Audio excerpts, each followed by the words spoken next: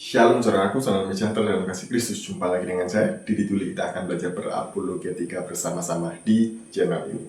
Seorang mualaf, seharusnya mereka ini fokus kepada keyakinan yang baru. Jadi fokus membaca kitab sucinya yang baru, menghafalnya, kemudian belajar sholat, ataupun yang lain-lain lah, yang bermanfaat untuk dia di agamanya yang baru ya. Bukan malah membahas dan menjelek-jelekkan agamanya yang dulu. Ada satu mualaf, ya biasanya perempuan, kemudian mulutnya nyerocos nggak bisa direm. Namanya si Heni katanya. Jadi dia berdebat dengan seorang murtadin. Dan dalam debat itu dia ngomong banyak hal mengenai ketuhanan Yesus. Jadi menurut dia Tuhan itu seharusnya satu, bukan tiga. Tuhan itu seharusnya tidak dilahirkan. Tuhan itu seharusnya tidak menjadi manusia yang hina dan rendah. Karena manusia adalah ciptaan. Jadi semuanya seharusnya. Sebelum itu mari kita bersama-sama melihat videonya berikut ini. Ya. Nah, Tuhan yang sesungguhnya adalah Tuhan yang Maha Pencipta, yang menciptakan segala-galanya. Dan Tuhan yang sesungguhnya adalah Dia tidak beranak dan tidak diperanakan. La ilaha illallah, tiada Tuhan selain Allah. Dan di dalam Islam, Tuhan memang tidak kelihatan. Karena apa? Kalau Tuhan itu kelihatan, berarti Tuhan itu adalah berwujud. Kalau Tuhan yang berwujud, berarti sama sederajatnya sama kita para manusia. Makanya Tuhan itu melebihi kita manusia-manusia ini. Supaya apa? Supaya kita cari tahu nih, siapa sih Tuhan itu? Mana dia?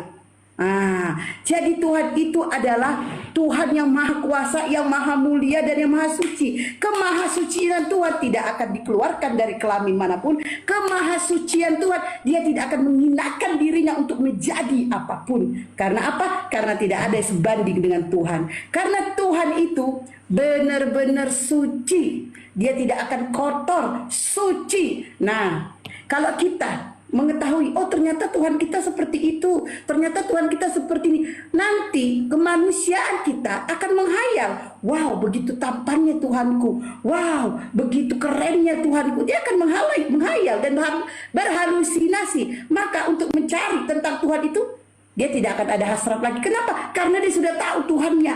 Nah, di dalam Islam, Tuhannya tidak kelihatan itu adalah bagaimana supaya kami orang-orang Islam ini benar-benar mencari tahu di mana Tuhan itu, di mana Allah itu, siapa Allah itu. Dia akan menggali, belajar sampai dia akan mendapatkan, oh ternyata Tuhanku memang pantas untuk tidak kelihatan. Karena kalau sampai dia kelihatan, otomatis aku akan menghayal tentang dia. Ya, jadi Tuhan itu, ya kemuliaan Tuhan itu, Dia tidak sederajat dengan manusia. Kemuliaan Tuhan, Dia tidak sederajat dengan ciptaannya apapun itu. Ini kok aku jadi kayak ustazah ya? Kalau kita melihat model perempuan ini, cara ngocehnya tadi itu, sepertinya dia ini pengen jadi Tuhan deh. Supaya dia bisa ngatur Tuhan-Tuhan yang lain, yang lebih kecil dari dia. Kamu harus jadi seperti ini, kamu harus jadi seperti itu. Apa mau saya, kamu harus menjadi seperti itu. Jadi dia ini lebih cocok jadi Tuhan. Nah, kalau kita melihat semua argumennya, dia menilai kekristenan, ketuhanan Kristen, kitab sucinya Kristen, itu berdasarkan cara pandangnya yang Islam. Tentu saja itu semuanya tidak akan nyambung. Jaga sembung bawa golok. Jadi kalau mau melihat keimanan Kristen, kitab suci Kristen, ketuhanan Kristen, harus dengan cara-cara Kristen, bukan dengan cara Anda yang bukan Kristen. Mari kita mengupas satu-satu kesalahpahaman si Heni ini tentang konsep ketuhanan di dalam Kristen. Jadi menurut dia, Tuhan yang benar itu hanya satu, bukan tiga. Nah, ini adalah kesalahpahaman dia yang pertama. Jadi belum apa-apa, dia sudah menuduh bahwa orang Kristen ini menyembah Tuhan tiga atau menyembah tiga Tuhan. Padahal dari dulu sampai sekarang, kami ini orang Kristen tidak pernah menyembah Tuhan yang tiga. Karena Tuhan di dalam Kristen adalah Ehad atau satu dalam kesatuan, yaitu Sang Bapa, Sang Wujud itu memiliki firman, dan firman inilah yang menjadi manusia disebut dengan Yesus Kristus. Sang Bapa, Sang Wujud selain memiliki firman juga memiliki roh. Roh inilah yang turun menyertai manusia yang percaya kepadanya, kepada Sang Firman sampai pada kesudahan zaman. Jadi antara Bapa, firman-Nya Bapa, dan rohnya Bapa itu bukan tiga, tapi satu. Sama seperti kita manusia, saya punya wujud, saya punya firman, saya punya roh. Wujud saya, firman saya, dan roh saya itu bukan tiga, tapi satu dalam kesatuan, yaitu Didit Yuli. Jadi inilah yang dimaksud dengan Trinitas, bukan tiga Tuhan, tapi Trinitas adalah satu dalam kesatuan, yaitu Allah yang Esa atau Ehad.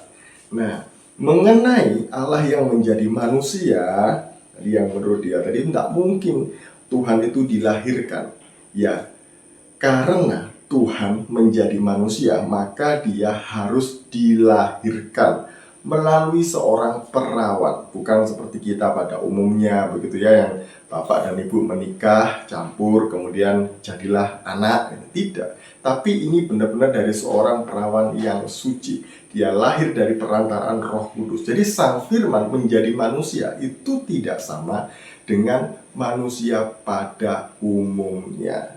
Jadi jangan pernah berpikir yang aneh-aneh mengenai hal ini. Sang Firman menjadi manusia itu bukan asal-asalan, bukan tanpa tujuan. Karena Sang Firman menjadi manusia itu ada tujuan khusus. Yang pertama, untuk menyatakan Sang Bapa kepada manusia. Kenapa harus menyatakan Sang Bapa kepada manusia? Kenapa Bapa tidak menyatakan dirinya sendiri kepada manusia? Karena kalau Bapa Allah menyatakan dirinya kepada manusia dalam wujud aslinya Sang Bapa, tidak ada satu manusia pun yang sanggup untuk menghadap kepada Dia. Jadi satu-satunya cara adalah firman menjadi manusia.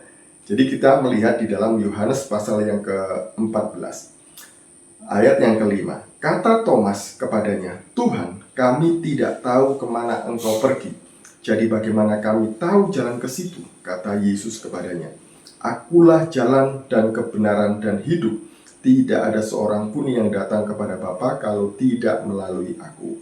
Sekiranya kamu mengenal aku, pasti kamu juga mengenal Bapa-Ku. Sekarang ini kamu mengenal Dia dan kamu telah melihat Dia." Kata Filipus kepadanya, "Tuhan, tunjukkanlah Bapa itu kepada kami. Itu sudah cukup bagi kami." Kata Yesus kepadanya, "Telah sekian lama aku bersama-sama kamu, Filipus, namun engkau tidak mengenal aku. Barang siapa telah melihat aku, ia telah melihat Bapa. Bagaimana engkau berkata, tunjukkanlah Bapa itu kepada kami?" Jadi, Yesus datang untuk menyatakan Sang Bapa kepada manusia. Karena sejak manusia berdosa, manusia terpisah dari Sang Bapa. Manusia tidak mau menganggap Allah sebagai Bapanya, tapi lebih tunduk kepada iblis. Jadi iblislah yang menjadi Bapanya. Dan kemudian Sang Firman menjadi manusia untuk menyatakan Sang Bapa, bahwa Bapa mencari mereka yang terhilang, bahwa Bapa mencari manusia yang berdosa untuk diperdamaikan dengan dirinya, untuk diselamatkan dari kuasa dosa. Jadi pengorbanan Yesus di atas kayu salib itu menyelamatkan manusia yang berdosa, yang percaya kepada Sang Firman yang menjadi manusia. Nah, mengenai Sang Firman yang menjadi manusia, kata si Henny tadi itu merendahkan Tuhan karena menjadi ciptaan. Ya karena Alkitab mencatat bahwa memang Sang Firman merendahkan dirinya serendah-rendahnya. Mari kita melihat di dalam Filipi pasal yang kedua, ayat yang kelima dan seterusnya. Hendaklah kamu dalam hidupmu bersama menaruh pikiran dan perasaan yang terdapat juga dalam Kristus Yesus, yang walaupun dalam rupa Allah tidak menganggap kesetaraan dengan Allah itu sebagai milik yang harus dipertahankan, melainkan telah mengosongkan dirinya sendiri dan mengambil rupa seorang hamba dan menjadi sama dengan manusia. Dan dalam keadaannya sebagai manusia, ia telah merendahkan dirinya dan taat sampai mati, bahkan sampai mati di kayu salib.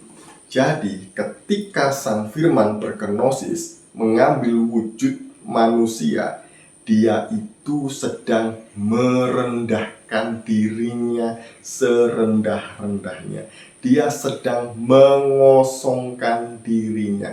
Dia Allah, dia Sang Pencipta, dia memiliki semuanya, dia berada di tempat yang maha tinggi, tapi dia turun menjadi ciptaan yang paling rendah. Dia yang tidak terbatas menjadi terbatas oleh ruang dan waktu dalam kemanusiaannya. Jadi inilah yang dimaksud dengan Allah menjadi manusia, Firman menjadi manusia. Untuk apa? Taat dan mati di atas kayu salib. Dengan pengorbanan Sang Firman di atas kayu salib, semua orang berdosa yang mengaku percaya kepada Yesus sebagai Tuhan dan Juru Selamatnya akan diampuni dosa-dosanya. Jadi manusia boleh memanggil Allah sebagai Bapa. Ya Aba, ya Bapa. Jadi ini maksudnya, bukan seperti itu. Kalau kamu mau memahami kekristenan, ya kembali lagi ke Kristen gitu ya. Belajar Kristen dengan sungguh-sungguh, bukan seperti apa yang kamu katakan tadi itu. Jadi saya tidak sedang menjawab dia. Bagaimanapun saya menjawabnya, pasti dia tidak menerimanya karena dia sudah punya pikiran sendiri, punya penafsiran sendiri. Saya menjelaskan ini untuk saudara-saudaraku Kristen semuanya yang mungkin juga sedang mencari jawaban yang sama. Sekian dari saya. Shalom, salam Tuhan Yesus memberkati kita semuanya.